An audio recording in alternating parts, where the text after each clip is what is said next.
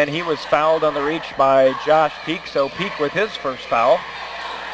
Railers down 6-3, 5.5 to go here in the first quarter. Max over in the corner to Podbelsic. Are we tied? On the way? Yes. We are. Nice. We're going to have to make those big boys get out on us. And right now we've hit 2 threes, and that's a big basket by Will Podbelsic. Peak floats it over to Barlow, back to Dugan. Dugan will walk it across the timeline. Peak on the right wing, high to Hance. Barlow, left side three, it's on the way. Missed everything but the floor. And the Lincoln student section that has turned out nicely here for the Railers, reminding them of the good old airball chant. You never threw up an airball, did you? Yeah, and if I did, I heard about it for a long time, too. Horsham over to Max. Jacksonville got out to an early 6-0 lead, but a couple threes by the Railers have tied this up. Podbelsic in the corner, gets it out quickly before the trap comes. Boy, their length is just long, Jeff. Horsham's three, that spins off no good. Max tried to tip it in, no good. Ball loose on the floor, rolls out of bounds. Last touch by the Crimsons. It'll stay with the Railers. Their length, Jeff, they go across the front. Dugan at the point on the 1-2-2 at 6'4". Brendan Barlow, 6'4". Dalton Keene at 6'5". Blake Hance, 6'7".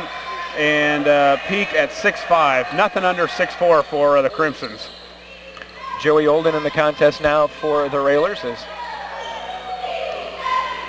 Horsham heads to the bench. That's been a normal rotation since Joey's returned on Monday.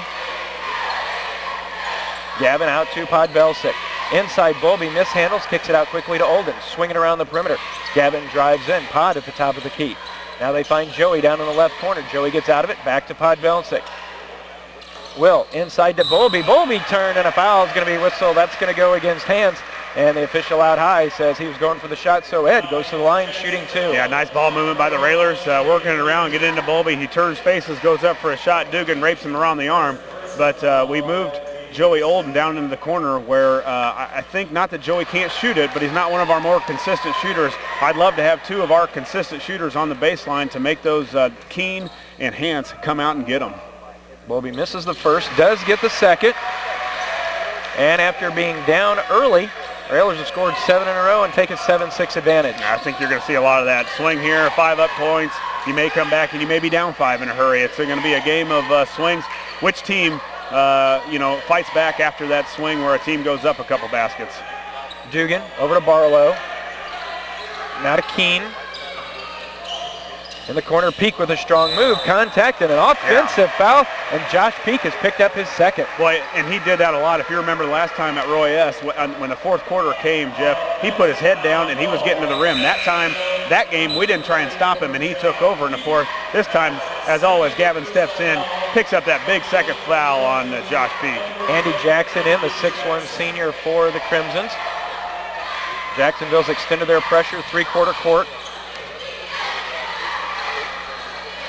Gavin will get it across for the 10 count.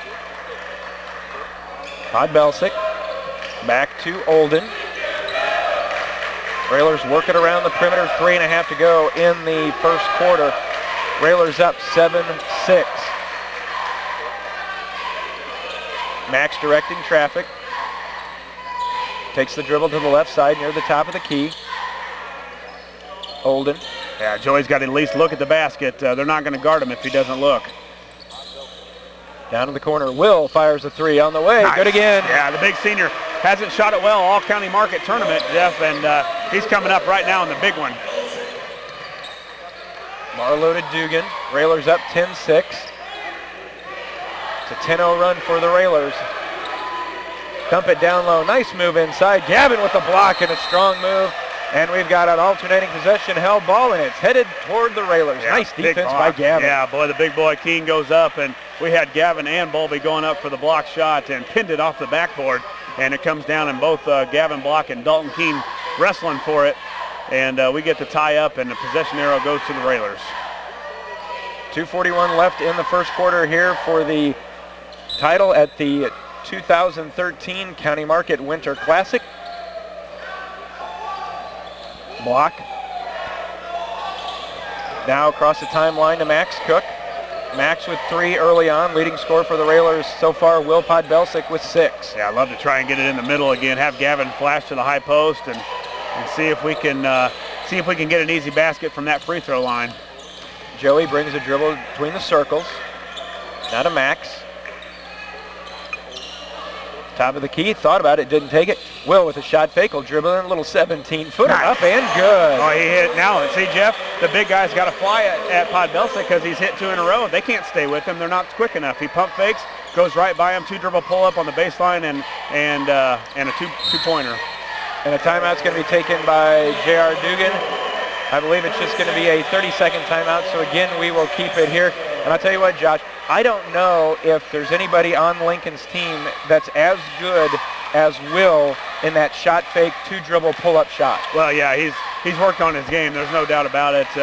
Not that type of a player last year, and this year he's come in to be a consistent basketball player, consistent shooter. You always knew his effort would be there, but now he's put some offensive game behind his effort, and right now carrying the Railers.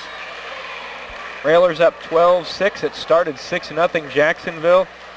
But it seems the key was Josh Peak picking up that second foul, and since then the Railers have really been able to take advantage of Jacksonville. Oh, no question. He's their leader, leading scorer, and probably leading rebounder. They go to him when they need a big basket, and just like Max would be when we lost him against Chatham last night. So after the timeout by Coach Dugan, 1:40 to go. Here in the first quarter, Lincoln up 12-6. Dugan to Jackson. Double team comes, skips it across. Dugan with a strong move, flips it off the glass. They're going to say the foul occurred before the shot. You can hear the Jacksonville crowd behind us as Podbelsic picks up his first. Not happy with that, thinking, well, that's the NBA continuation rule. Why didn't that count? Yeah, it's getting longer and longer, even in high school and college. But the Railers got away with one, I think, maybe there. Deontay Armstrong in the contest for Jacksonville now. Jackson swinging around to Dugan, Barlow. And then Gavin's going to be whistled for the foul as Keene tried to make a move to the basket. Gavin picking up his first. That'll be team foul number 3 on Lincoln. Yeah, Gavin's just got to go at Keene, stop the jump shot, make him put it on the floor, but our wings got to come over and help. Inbounds pass, Armstrong shot a little too hard. Ball ends up with Dugan. Contact underneath, and a blocking foul is going to be whistled on Bowlby. Ed slid in, but the official saying either a little late or he wasn't set, and Bowlby picks up foul number 2. Yeah, now that's the second on Bowlby too. So a key contributor for the Railers is going to be probably going to the bench, as the Crimsons have Peak on the bench already in the first quarter. We see Austin Cruz at the scorer's table. As Dugan's first free throw is on the way, it's off the back of the rim, no good. Cruz in, Bowlby out, Horsham back in, and Pod will take a seat. 1:13 left in the first quarter here in Chatham. Thanks for joining us on a Saturday night. Second free throw, that one rolls good. Nice looking shot by Dugan. Of course, a coach's son's normally got a pretty good looking shot. 12-7, that ends the 12-0 Railer run. Horsham at the top of the key. Max inside to Gavin. Gavin had it tipped away, got it back.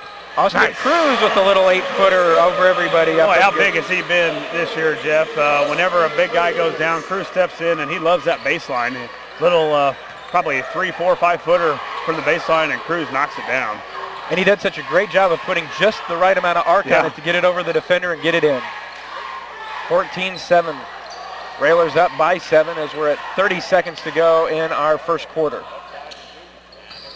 Keene. Jumper on the way, that's up and good. Well, that's pretty athletic for 6'5", 250 pounds. He pump fakes and goes around our guys and then pulls up from about 8 feet and drains the pull-up jump shot. Block over to Joey, down to 15 seconds. See if the Railers can get a score here as the first quarter winds down. They usually try and find Tyler for a 3. There's Joey. Here comes Tyler around the corner, 3 on the way. That's too long. Max tried to tip it up and in. That won't go. That's the way our first quarter will end. At the end of 1, it's Lincoln 14, Jacksonville 9. We'll take a 60-second timeout. Be back with the second quarter. You're listening to Lincoln Railer Basketball.